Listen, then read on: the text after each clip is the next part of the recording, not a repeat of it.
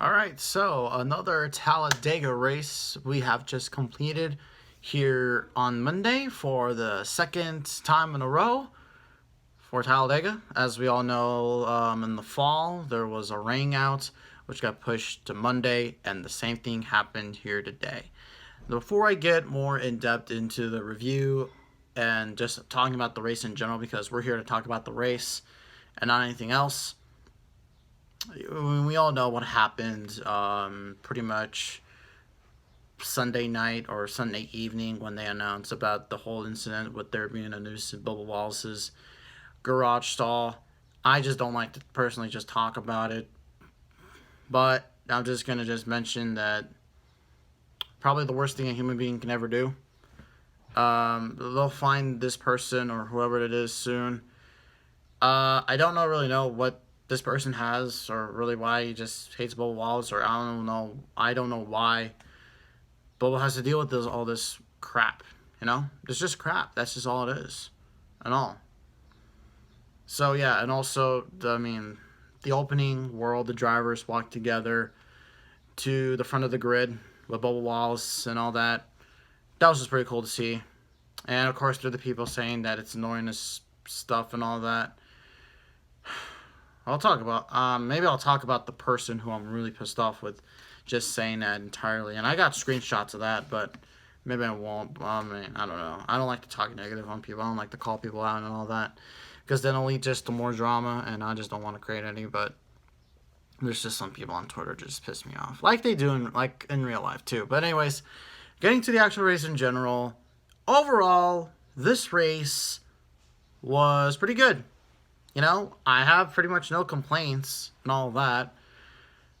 I don't really know. A lot of people are saying that this is probably the best race of the season, which, if you think this is the best race of the season, could be, then maybe it could, maybe so. Maybe that's why you would like to rank it as one of the top races this year, along races with like Phoenix, not Phoenix, or, I don't know.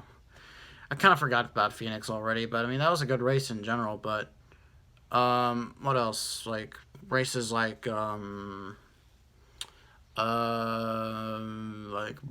Yeah, that was the one I was looking for. I don't know why I said Phoenix.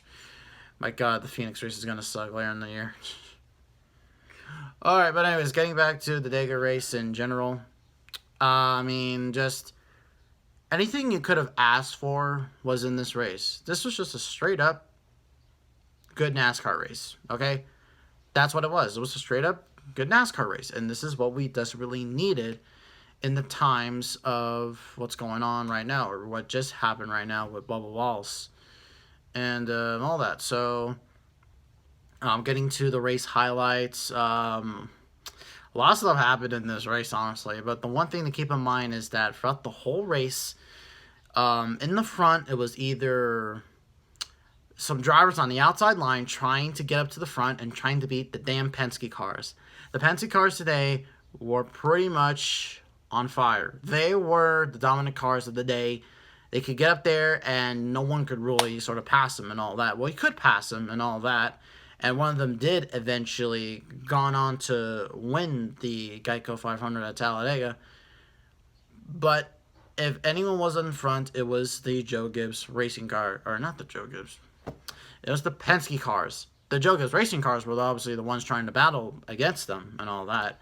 And then there was Ricky Stenhouse Jr. as well. I'll talk a little bit about Stenhouse later on, but that's how it was throughout the whole entire race. There was one point of the race where they got separated, and that's really when things kind of got killed for them. But then eventually Blaney just won, and all that. And we'll get into Blaney and the whole controversial finish that a lot of people are having, but which I think is just kind of stupid anyways. But all right, Tyler Reddick won stage 1. Pretty much did before the rain delay, and there was a little rain delay that happened a little bit afterwards.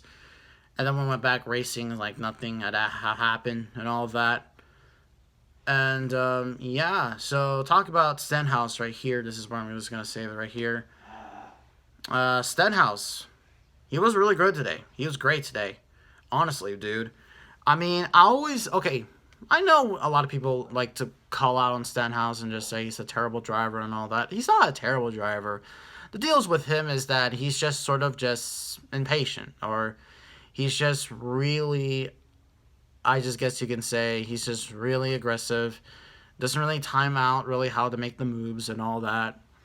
But here today, he was playing out every single move. I mean, all the moves he made today, none of them were bad or anything like that. I mean, they were good moves. I mean, he was very patient.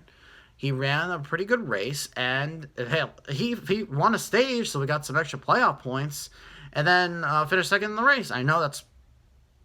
I was honestly picking Stenhouse to win this race because I'm like, Jesus, he could actually win this and all that, and was this close, and he was like, freaking the photo finish. God damn it, bro. But yeah, so Stenhouse was very good today. I was very impressed, and I mean, I don't know, maybe he could win maybe another one of these races here again soon. Maybe in the fall, maybe he'll be the upset winner at Dega. Who really knows? Who really knows? Who really knows?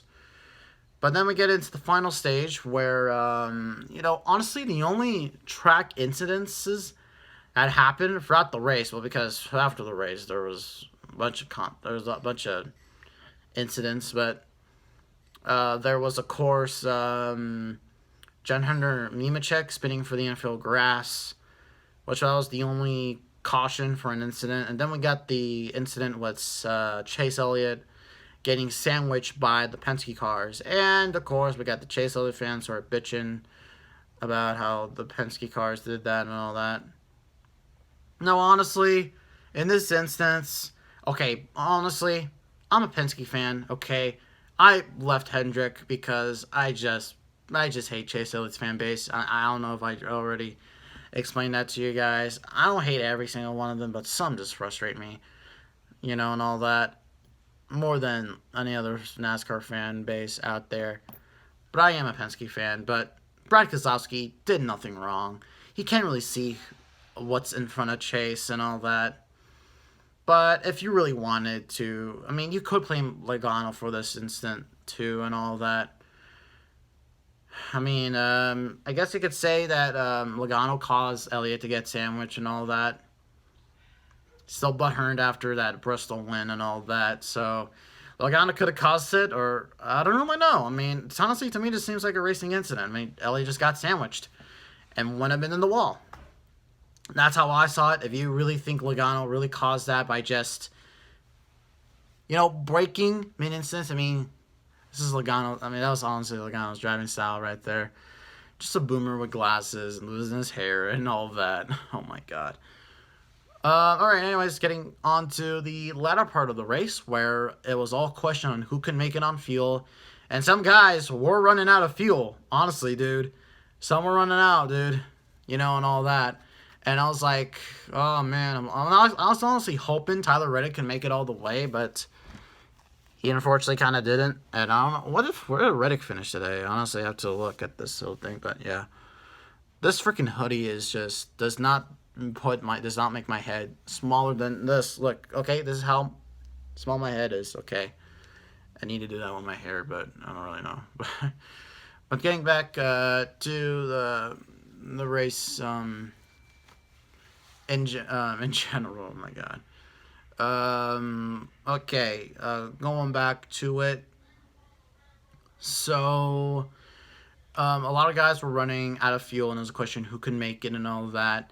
Before to go, Johnson getting a push, but I believe it was from Stenhouse.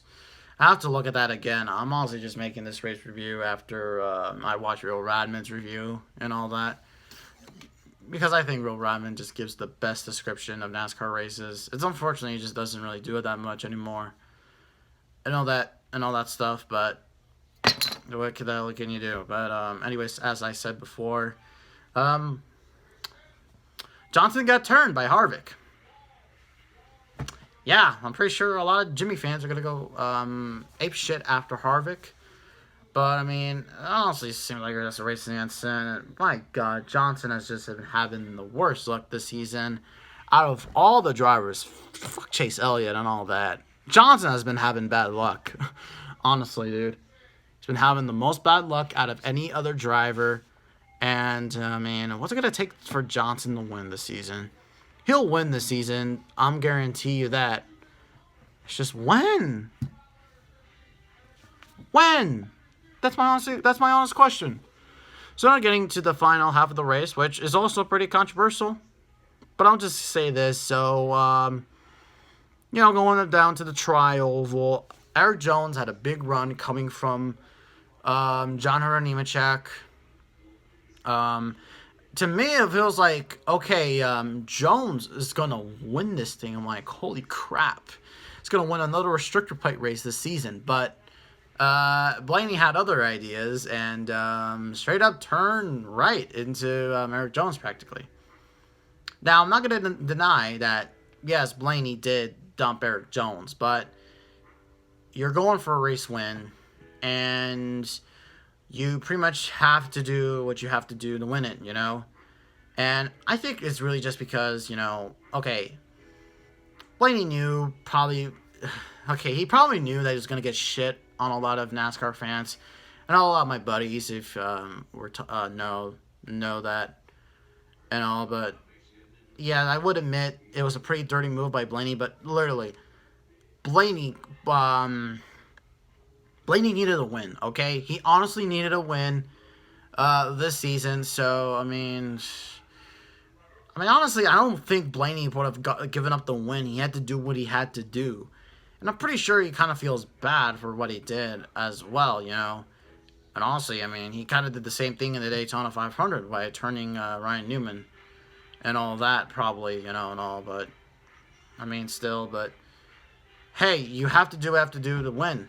That's honestly it, Honestly. So, yeah, and we had another photo finish at Dega. It was between Ricky Stenhouse Jr. and Ryan Blaney. And Blaney was the winner again at Talladega. So, yeah, he's got this place figured out. Yeah. And also, I also have to mention at the end where Bubba went to go high-five the people, wearing the Black Lives Matter shirts and all that, and the supporters and all that, wanting to make his change. That was pretty cool and all that. Yeah, that's just what I have to overall say about Dega. What else more could you say? It was a pretty good race, and all that. I just thought it was a good race. Okay. If you're expecting me to say it was great, then I'm sorry. I don't know. I got no complaints. Honestly, it was a good Talladega race, and we desperately needed this because honestly, this has got to be some of the really frustrating week for NASCAR. Weekend rained out, dealing with some asshole put a noose, and of course with the iRacing sim and all that, and also with Jason Jacoby, or whatever the hell his name is, pedophile. All that, and what's also going on with Darian Gillian, Black Flags Matter, and all that. Hope for the best for him. But that's all I have to say. So hopefully you all enjoyed this video. And if you're wondering, the next Spider Cup Series race will probably come out maybe next Wednesday or maybe this weekend. I don't really know because I'll save it maybe for another video. But anyways, we're going to Pocono next weekend for 2 races. So you know what? I'll give you reviews and all that. So thank you all for watching, and stay safe out there.